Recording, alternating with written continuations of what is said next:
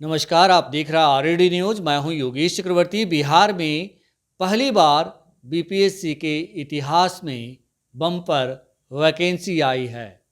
कहा जा रहा है कि 2000 से ज़्यादा पदों पर नियुक्ति होनी है और विभिन्न विभागों में, विभिन्न कैटेगरीज में ये नियुक्ति होनी है। लेकिन इस बम्पर वैकेंसी से दलित और पिछड़े युवा खुश नहीं हैं। कहीं ना कहीं उनमें गुस्सा है और रोष है और उनके मन में ये चल रहा है कि उनके हक की हकमारी राज्य सरकार की ओर से की जा रही है। अन्यथा राज्य सरकार सुप्रीम कोर्ट के फैसले का इंतज़ार करती, तब ये वैकेंसी लेकर आती। हमारे साथ आरजेडी के राष्ट्रीय उपाध्यक्ष और बिहार विधानसभा के पूर्व स्पीकर उदय नारायण चौधरी जी हैं, जिनके पास शिकायतों का अंबार लगा है इसका, और इसीलिए हम इनसे बात करने आए हैं, समझने आए हैं कि आखिर दलित पिछड़े युवा चाहते क्या हैं। सर, आपके पास तांता लगा हुआ है यूथ का जो एग्ज़ाम देंगे, और कहीं ना कहीं हम देखते हैं कि वो गुहार लगाते रहते हैं आपसे कि भाई इस पे रोक लगवाइए किसी तरह से। तो क्या है पूरा मामला? देखिए, पहली बात मैं आपको बता दूं कि 26 जनवरी 1950 से हमारा संविधान लागू है और आरक्षण उसी समय से देश भर में लागू है दलित आदिवासियों का। लेकिन आज तक दलित आदिवासियों के वैकेंसी को पूरा नहीं किया गया। और जो वर्ड है not found suitable, not eligible, not applicable, ये सब 3-4 अंग्रेजी के वर्ड हैं, वो लिख लिख करके सब खाली छोड़ दिया गया। ईबीसी का जब आया तब भी नहीं हुआ। लेकिन जब 10% आर्थिक आधार पर जो सवर्णों का हुआ तो 1 साल भी नहीं लगा, खटाखट सब सीट को भर दिया गया 10%। अब उसमें कोई भी बेरोजगार नहीं दिखेगा आपको। अधिकतर जो नौकरी चाहने वाले लोग हैं, चूंकि सब तो फिट हो गया। तेजस्वी यादव जब सरकार में आए, नीतीश कुमार जी के उनके मुख्यमंत्रित्व काल में, तो आरक्षण बढ़ा दिया गया। आरक्षण का जो है 75% कर दिया गया। जी जी। तो अब बड़ा किरकिरी आंख में होने लगा कि ये सब पिछड़ा, सब अत्यंत पिछड़ा दलित सब आ जाएगा। तो इन किन प्रकार ने लोग खोजने लगे रास्ता और कोर्ट में चले गए इसके खिलाफ। जो लोग हैं मनुवादी लोग, उनके लोग सब कोर्ट में चले गए और कोर्ट का फैसला आ गया कि स्टे ऑर्डर लगा दिया सरकार के इस फैसले को, आरक्षण को बढ़ाने वाली में स्टे तो लग गया। इसके विरुद्ध फिर लोग गए सुप्रीम कोर्ट। तो बिहार सरकार इंतजार नहीं कर रही है उसका, सुप्रीम कोर्ट के फैसले का।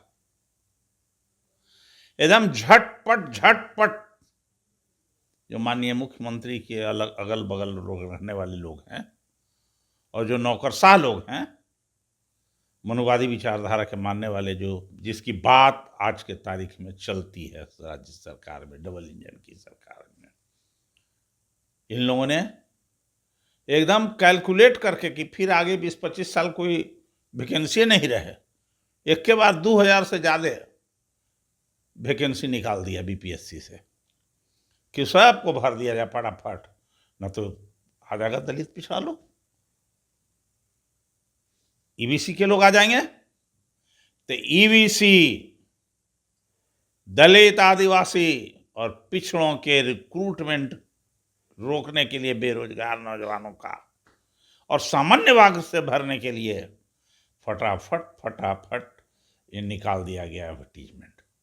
सुप्रीम कोर्ट के आदेश का इंतजार नहीं कर रही है। तो इसीलिए हम लोग कहा करते हैं कि ये डबल इंजन की सरकार आरक्षण विरोधी सरकार है। ये डबल इंजन की सरकार दलित, पिछड़ा, आदिवासी विरोधी सरकार है। ये डबल इंजन की सरकार बेरोजगारों को रोजगार नहीं देना चाहती है, जो दलित, पिछड़े, आदिवासी, अल्पसंख्यक समुदाय के हैं।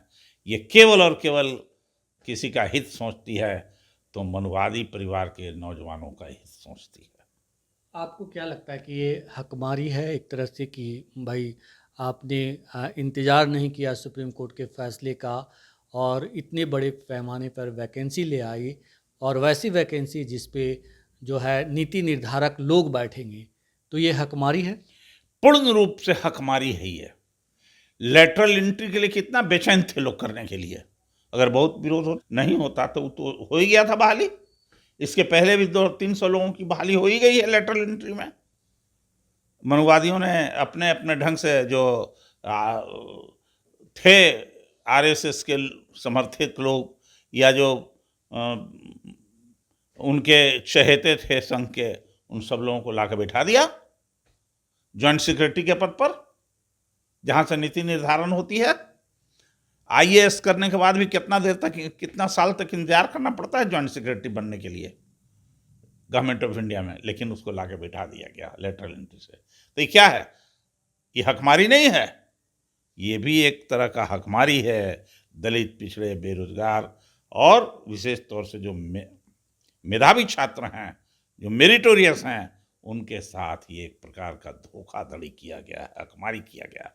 ठीक उसी तरह से बिहार में दलित, पिछड़े, आदिवासियों की, अल्पसंख्यकों की, ईबीसी की, सबके आरक्षण को हकमारी के लिए अभी इतना बम पर तेजी से फटाफट निकाल दिया गया है कि ठीक इसी तरह से आरक्षण, मैं इसीलिए कहता हूं कि यह सरकार आरक्षण विरोधी सरकार है। आपको लगता है सर कि सरकार को अभी वेट करना चाहिए, या रिजल्ट दे तो विस्तारित आरक्षण के आधार पे दे, भले ही नियुक्ति जो है सुप्रीम कोर्ट के फैसले के बाद हो? मैं तो ये कहना चाहूँगा कि ये तब तक नहीं हो बहाली जब तक कि सुप्रीम कोर्ट का फैसला नहीं आ जाए, और अगर होती है तो उसमें एक लेकुना लगना चाहिए प्रक्रिया को पूरा करने की दिशा में, एग्जाम वगैरह लेने कि जैसे ही आ जाएगी सुप्रीम कोर्ट की फैसला आरक्षण के पक्ष में, तो उसी नियम को लागू करते हुए, फॉलो करते हुए बहाली होगी, चयन होगा, सिलेक्शन होगा। लेकिन अभी जब टीचर की भर्ती होनी है तो सरकार ने साफ कह दिया है कि हम पुराने सिस्टम से जाएंगे और 49% के आधार पे ही हम जो है नियुक्ति करेंगे।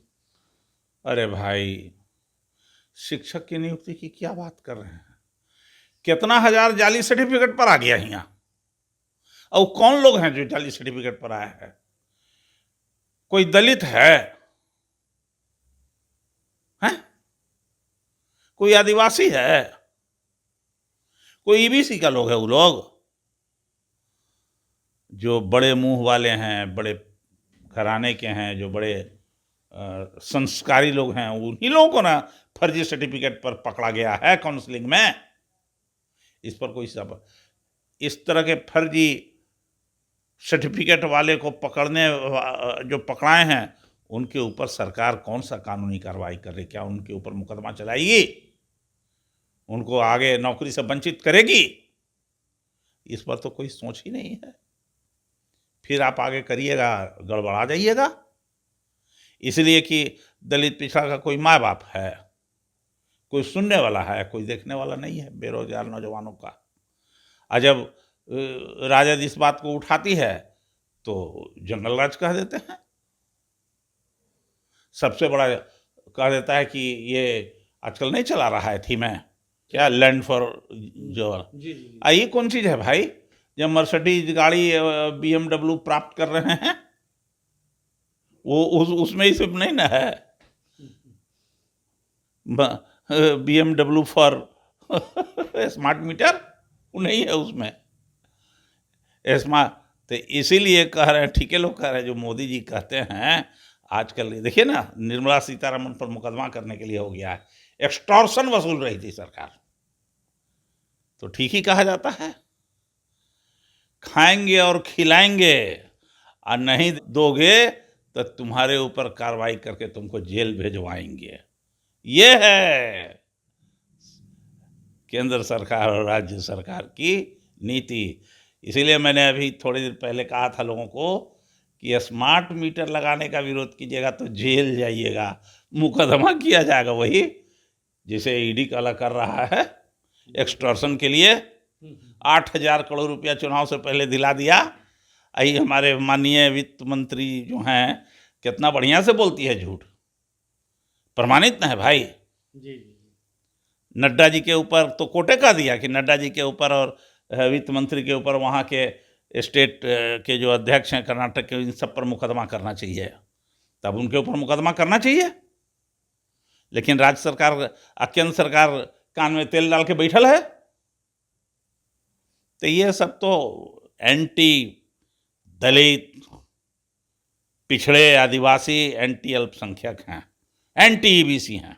जी जी, हमसे बात करने के लिए बहुत शुक्रिया सर। बहुत बहुत धन्यवाद। तो ये थे आरजेडी के राष्ट्रीय उपाध्यक्ष और बिहार विधानसभा के पूर्व स्पीकर उदय नारायण चौधरी जी, जिन्होंने साफ तौर पर कहा कि मौजूदा सरकार आरक्षण विरोधी है और जल्दी से जल्दी ज़्यादा से ज़्यादा वैकेंट सीटों को भर लेना चाहती है ताकि दलितों, पिछड़ों, अल्पसंख्यकों को इससे वंचित रखा जाए।